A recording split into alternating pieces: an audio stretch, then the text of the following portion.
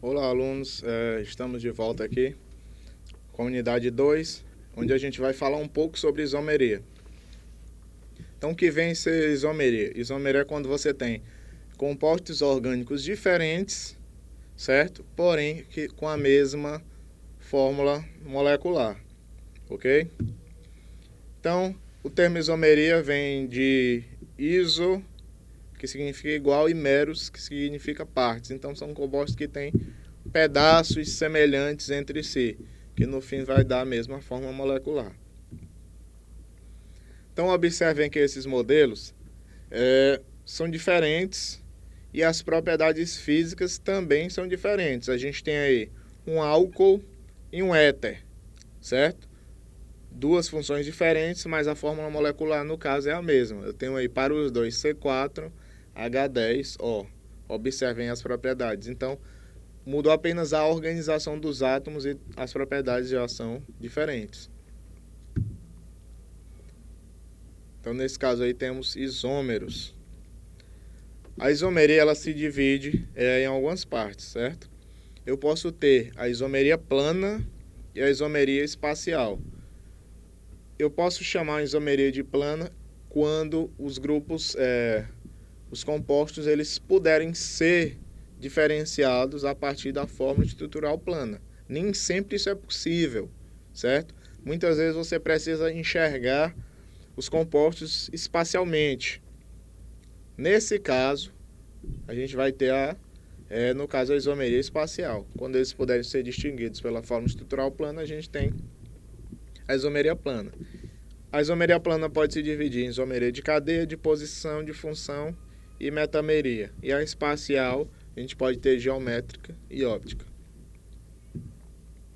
Então, a isomeria plana ela também pode ser chamada de constitucional ou estrutural, certo? E como a gente viu, você vai poder identificar os compostos pela fórmula estrutural plana. Então, para começar, a gente vai ver um pouco aqui a de cadeia. A isomeria plana de cadeia, ou pode ser chamada também de núcleo, de cadeia ou de núcleo, é aquela em que os isômeros vão ter cadeias ou núcleos diferentes. Aí no nosso exemplo, esses dois exemplos, temos aí primeiro C4H10, primeiro com a cadeia normal e no segundo caso aí a cadeia ramificada. No segundo exemplo, nós temos aí o C5H10, certo? Primeiro uma cadeia aberta com insaturação e no segundo caso com uma cadeia fechada e sem saturação. Observem, mesma fórmula molecular, mas sendo compostos diferentes. E observem que olhando a fórmula estrutural nós conseguimos ver as diferenças, certo? Posso ter a de posição, é aquela onde você vai ter isômeros com alteração, vão ter a mesma cadeia, mas tem alterando a posição ou de algum ligante ou de insaturações. Por exemplo, aí, ó, primeiro caso, eu tenho a mudança da posição de uma hidroxila e no segundo caso de uma insaturação. Posso ter a isomeria de função, você vai ter a mesma fórmula molecular e compostos de funções diferentes. Por exemplo, aí, um álcool e um éter, observem. No segundo exemplo aí, eu tenho um álcool, um éter aromático e um fenol. 3 funções diferentes, mas a mesma fórmula molecular, ok? Aqui alguns outros exemplos, entre aldeído e cetona, ácido e éster. Existe um caso particular de isomeria de função que ele é chamado de tautomeria ou isomeria dinâmica, que é quando a gente vai ter o caso do enol, que o enol ele é um composto instável. Então, como ele é instável, ele tende a se desfazer e entrar em equilíbrio com outros grupos. Por exemplo, ele pode se transformar em aldeído ou em cetona. Isso aí ele vai criar um equilíbrio químico. Aqui um exemplo de um equilíbrio entre um enol e um aldeído. Observem, o enol, ele por ser instável, é uma troca de grupo, certo? E aí eles são isômeros nesse equilíbrio que a gente pode chamar de tautômeros. A gente pode dizer que esse é um equilíbrio aldoenólico, enol e aldeído. A mesma coisa pode acontecer entre uma cetona e um enol, e aí a gente vai ter um equilíbrio cetoenólico. Observem funções diferentes, certo? Então é um caso especial de isomeria de função. Posso ter também a chamada metameria ou isomeria de compensação. É aquela onde você vai ter a mudança na posição de um heteroátomo. Lembrando que é diferente da isomeria de posição, onde os grupos eles não estão dentro da cadeia carbônica. Agora, aí, por exemplo, nesse nosso exemplo, a gente tem um oxigênio alterando a posição no meio da cadeia carbônica. Por isso, aí, no caso, que é a metameria ou isomeria de compensação. Alguns outros exemplos. Segundo exemplo aí, mudando a posição do nitrogênio, certo? E nesse terceiro exemplo aí, ó, o oxigênio mudando de posição. Agora, em alguns casos, você não vai conseguir poder distinguir os compostos apenas pela forma estrutural plana. Você vai ter que distribuir os átomos de forma espacial, como a gente falou anteriormente, para estar identificando. Nesse caso, nós temos a chamada isomeria espacial, certo? Ou estereoisomeria. Essa isomeria ela pode ser dividida entre isomeria geométrica e isomeria óptica, ok? Então, a geométrica também chamada de isomeria cis-trans. Você vai ter compostos com a mesma fórmula estrutural plana, certo? A diferença vai estar na distribuição espacial dos átomos. Vamos ver aqui alguns exemplos. Observem esses dois compostos aí, ó, formados por carbono, hidrogênio e cloro. Você tem aí os dois carbonos com ligação dupla. No primeiro caso, os dois hidrogênios estão para cima e o cloro está para baixo. No segundo caso, você tem um hidrogênio em cima, outro embaixo, da mesma forma um cloro em cima e outro embaixo. Aí você pensa, não, mas não seria o mesmo composto com a ligação rotacionada? Só que a ligação dupla, ela não é livre para girar, certo? Então você não vai ter interconversão entre esses dois compostos.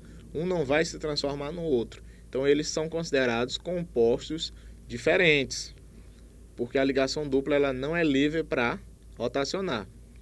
No caso aí, se fosse uma ligação simples, você com composto para cima ou para baixo, seria o mesmo composto. Porque a ligação simples ela já pode rotacionar. Você pode ter um composto rotacionando e se apresentando de forma diferente.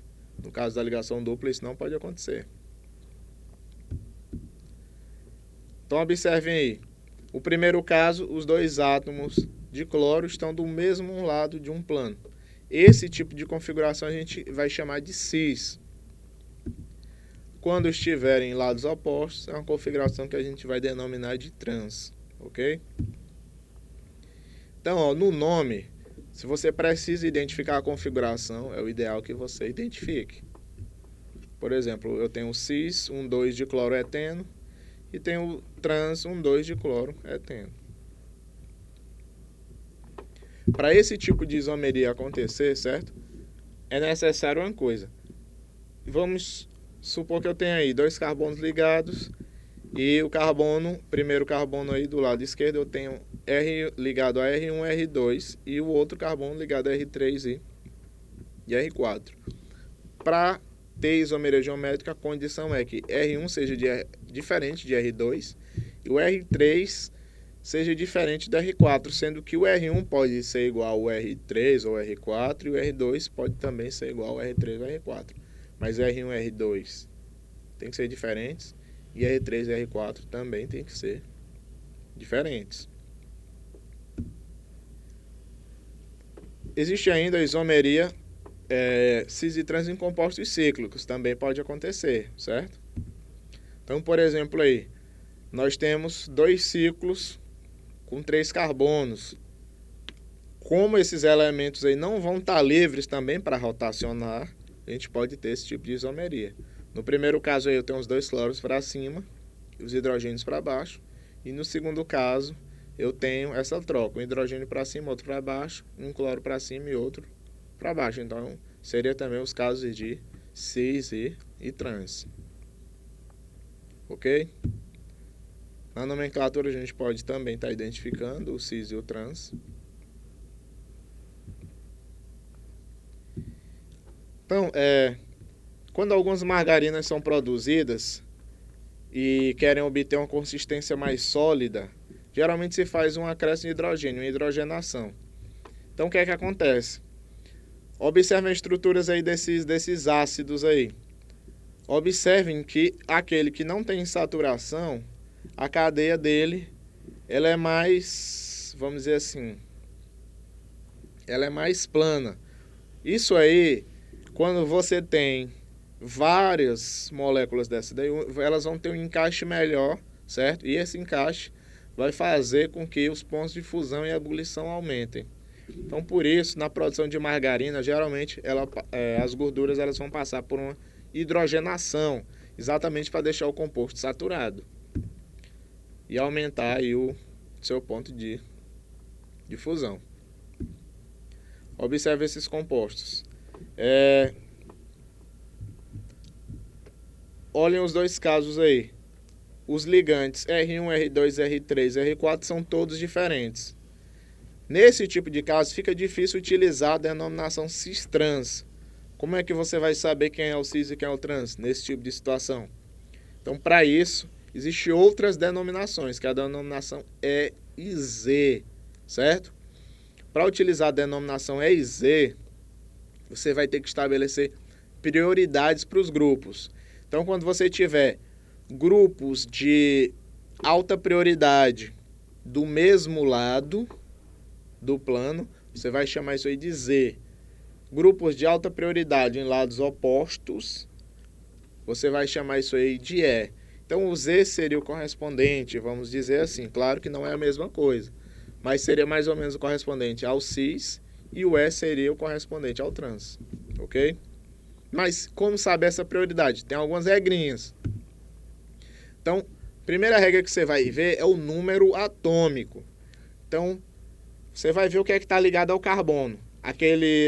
O grupo que tiver diretamente ligado ao carbono, que tiver maior número atômico, então você vai ter maior prioridade. Só que pode acontecer algumas vezes um empate, certo? Pode acontecer. Por exemplo, você tem carbono dos dois lados. Aí o que é que você vai fazer? Você vai ver o elemento seguinte e vai fazer a mesma comparação, certo? Ver quem é que tem dos elementos seguintes, quem tem maior número atômico, e a partir daí você vai estabelecer as prioridades. Quando você tem ligações duplas, observe a imagem, eu tenho um C dupla O, você vai ter que considerar como se fossem ligações simples, só que com os mesmos elementos, certo? Por exemplo, nesse C dupla O é como se esse carbono tivesse ligado a 2 oxigênios e esse oxigênio tivesse ligado a 2 carbonos. E essa equivalência você vai utilizar na hora de estabelecer as prioridades. Por exemplo, os compostos aí, ó. Temos o 2-cloro-2-buteno. Do lado esquerdo, tem uma maior prioridade para o CH3, certo? Que é a comparação aí entre carbono e hidrogênio. Do lado direito, a maior prioridade para o cloro, em comparação com o carbono. Então, aí seria o composto E. Lados opostos, aí os de alta prioridade. Por sua vez, aí, ó, o composto 2-cloro-2-buteno, certo? Você tem aí uma inversão disso. Você tem os de alta prioridade do mesmo lado, ok? No terceiro caso, observe que aí já surge uma ligação dupla. Do lado esquerdo, o carbono, ele tem maior prioridade em relação ao hidrogênio. Só que do lado direito aí eu tenho CH3 e em cima eu tenho carbono dupla CH2. Como os carbonos aí vai dar empate, você segue para o elemento seguinte. Então, embaixo eu vou ter o CH3, o elemento seguinte vai ser hidrogênio. E em cima eu tenho o elemento seguinte, tanto tem o hidrogênio quanto o carbono. Então, o carbono vai ter maior prioridade. Então, aí está de lados opostos, eu tenho um composto aí, esse mesmo raciocínio você pode utilizar aí para os demais. Certo? Posso ter também, como a gente viu, a isomeria ótica. para tentar entender um pouco o que é isomeria ótica, certo? A gente tem que ver alguns conceitos. Então, por exemplo, para entender melhor, vamos utilizar o exemplo das nossas mãos. Observe sua mão. Uma mão é como se fosse uma imagem no espelho uma da outra, certo? E se vocês observarem, uma mão ela não tem um encaixe na outra. Não se encaixa. São imagens uma da outra, mas elas não se encaixam. A gente pode dizer que nossa mão ela é assimétrica. Então esse conceito de assimetria ele é muito importante aqui na isomeria ótica. Observe essa outra imagem aí, ó. Então elas são assimétricas. Se você tentar encaixar uma na outra, você não vai conseguir. Certo? Então esse tipo de assimetria, ele também é chamado de quiral, certo? Uma palavra que vem do grego, que significa mão. Então observem essas duas estruturas. Você não consegue encaixar elas, certo? Então isso vem exatamente dessa assimetria ou quiralidade. Então ali a gente tem a estrutura do ácido lático. Então seria possível dizer que a gente tem dois tipos de ácido lático? Sim, porque cada um vai ter uma estrutura espacial diferente, certo? Uma distribuição espacial diferente, que não se encaixam uma na outra, não são iguais, de forma alguma. Então, tal que temos um ácido lático, que é produzido no leite, e outro que é produzido nos músculos. Então, eu posso dizer que o ácido lático ele tem isomeria ótica, mas por que esse nome ótica? Esse tipo de estudo teve início quando Pasteur estava estudando algumas propriedades óticas com cristais de sais de amônio de tártaro que ele tinha no vinho. Então, o que foi que ele fez? Ele, munido de uma pinça e uma lupa e muita paciência, ele separou os cristais de sal de amônio e submeteu eles a um feixe de luz polarizado, num aparelho chamado polarímetro. Observem o desenho dos cristais, eles têm formas assimétricas. E ele observou isso aí através de um polarímetro, ele viu que ao passar pela amostra, dependendo do tipo de cristal, ou a luz era desviada para a esquerda ou era desviada para a direita. Então diz que essas amostras elas são opticamente ativas porque elas têm essa propriedade de desviar o plano da luz polarizada. Então ele separou esses sais em dois grupos. A amostra que desviou para a direita ele foi chamada de destrógira, que pode ser representado por um sinal positivo, e para a esquerda levógera, que pode ser representado por um sinal negativo. A mistura das duas, a gente pode dizer que é uma mistura racêmica. Se você tiver 50% de cada uma, não vai desviar o plano da luz polarizada para nenhum dos lados. Com o passar do tempo, foi se descobrindo que isso não era só para esse composto. Diversos outros compostos possuíam essa mesma propriedade. E hoje sabe-se que isso se deve à presença de um carbono assimétrico, que é o chamado carbono quiral. Esse carbono assimétrico é um carbono que tem 4 ligantes diferentes. Então, se você tem um composto com carbono assimétrico, a imagem especular dele seria exatamente o seu isômero ótico, certo? E eles não se encaixam no outro, ok? Aí a gente tem um exemplo aí do ácido lático. Observe que o carbono tem 4 ligantes diferentes, certo? Um vai desviar a luz para a direita e o outro vai desviar a luz para a esquerda, quando você colocar esse ácido lático aí, os seus isômeros.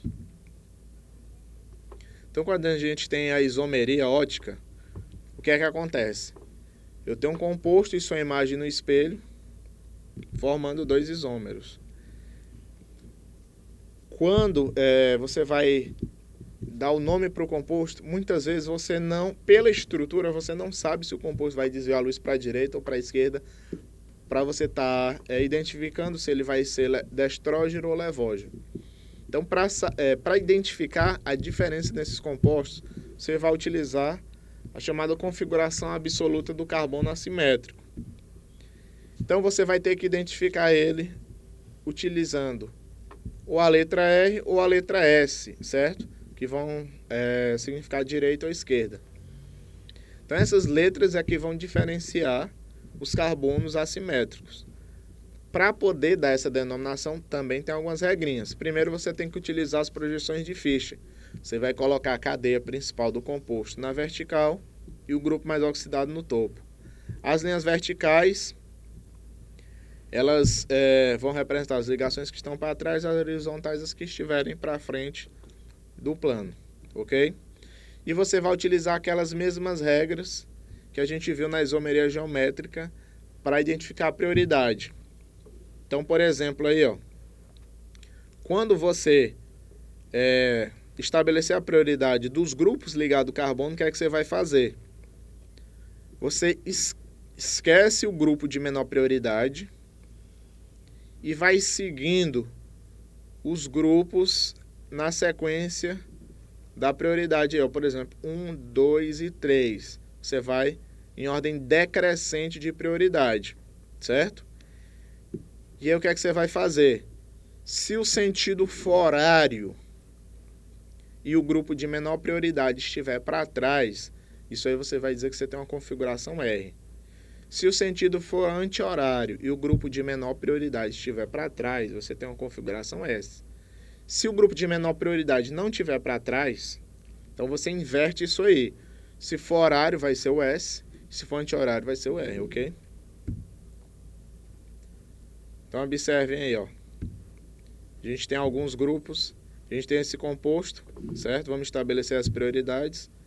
A gente tem a hidroxila com maior prioridade e o hidrogênio com menor prioridade. Por sua vez, o grupo metil, ele vai estar em terceiro aí na ordem de prioridade e o grupo C2H5 vai estar em segundo. Observem que aí ele está no sentido anti-horário. E como a gente viu o sentido anti-horário, se o grupo de menor prioridade estivesse para trás, ele seria o S. Como o grupo de menor prioridade não está para trás, aí é uma configuração R. Então, dessa forma, a gente pode estar diferenciando os carbonos assimétricos. Uma mesma molécula pode ter mais de um carbono assimétrico. Pode acontecer. Observem aí, ó. Eu tenho os compostos A, B, C e D, certo? Sendo que A é a imagem de B e C é a imagem de D. Quando eu tiver dois isômeros óticos que são imagens especulares do outro, a gente diz que eles são enantiômeros.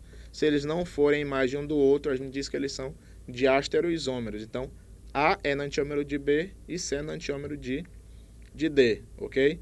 E a gente tem também os pares, que não são imagens, que são diastereoisômeros. Observem também que eu posso ter carbonos assimétricos, carbonos assimétricos e um composto que tem simetria. Quando isso acontecer, a gente vai ter o chamado composto meso, certo? Que ele é opticamente inativo, porque um carbono vai ser R e o outro vai ser S. Se um girar para a direita, o outro gira para a esquerda, ok? Então, o composto meso é opticamente inativo. Se eu quiser saber o número máximo de isômeros que um composto pode ter, basta eu utilizar a seguinte regra: colocar 2 e elevar o número de estereocenso, que são os carbonos assimétricos. Lembrando que se tiver composto meso, essa quantidade aí vai diminuir, não vai ser 2 elevado ao número de estereocenso. Você vai diminuir 1 para cada composto meso que você tiver. Observem esses dois compostos. Esse primeiro aí, a gente vai ter, como tem dois carbonos assimétricos, então vai ter 4 isômeros óticos. Esse outro cíclico, nós vamos ter 8 isômeros óticos e por aí vai. Observe esse composto aí simétrico. Ele não tem carbono assimétrico, certo? O carbono do grupo CH3 não é assimétrico, porque dos dois lados ele tem um ciclo semelhante. Agora, esses outros dois ciclos possuem sim carbono assimétrico.